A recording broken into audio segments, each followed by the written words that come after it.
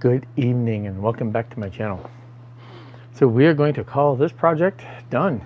We have, I mentioned in my last video that, basically it was mostly just painting and detailing and weathering to go. And that's pretty much what I have finished.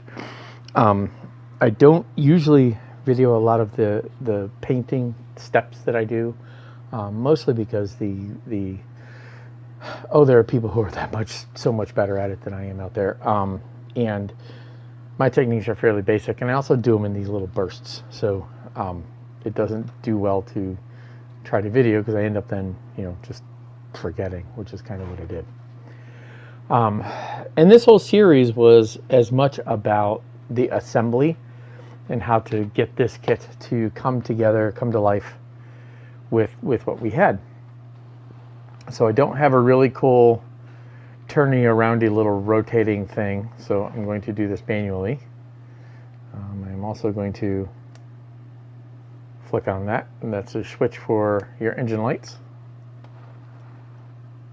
As we turn around, obviously this is with the model on the flight stand. I'm going to try to do this. I'm kind of having to reach it because it's a little bit challenging. And we'll come around here, get down toward, look at it front ways, and then we can flick on our lights are forward, and let's see if we can get this to zoom in a bit there. And there's our cockpit. Let's see, get my fingers to work here. And there we go. And I'll zoom back out. So the build was fairly straightforward. It had some issues, had some challenges, which I have articulated all the way through. Now, I did do this so that we can deploy arms open or close. And yes, all this stuff that is chipped is because that paint's going to scrape when this moves back and forth. So by hiding it with the chip paint, you actually get away with it hides some of that. Now the process that I had shown here for that, it just drops off, and then if I can see this from where I am, the attachment points for and I did the details there, and then those are your attachment points for those wings, so it can be displayed either hunting for bear or tightened up for drop. And then I'm going to go ahead and pick this up a little bit. I did do a little bit of weathering underneath, even though for the most part you don't see that. We'll take that out and reach over for our landing gear. And y'all have seen me do this before in other videos, so we'll get the landing gear in.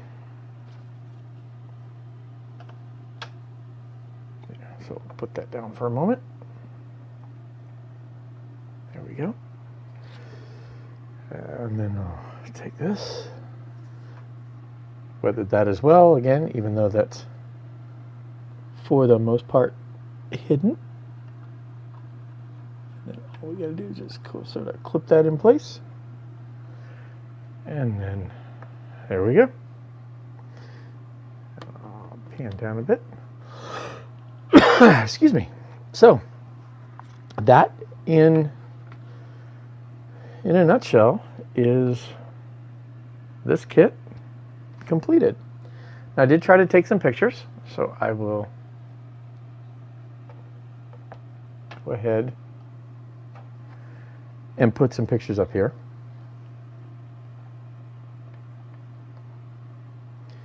And there you go. Those are the pictures I've taken of this, so hopefully it'll give you a little bit of a better view of if they came out all right. I apologize for moving this camera around. There we go.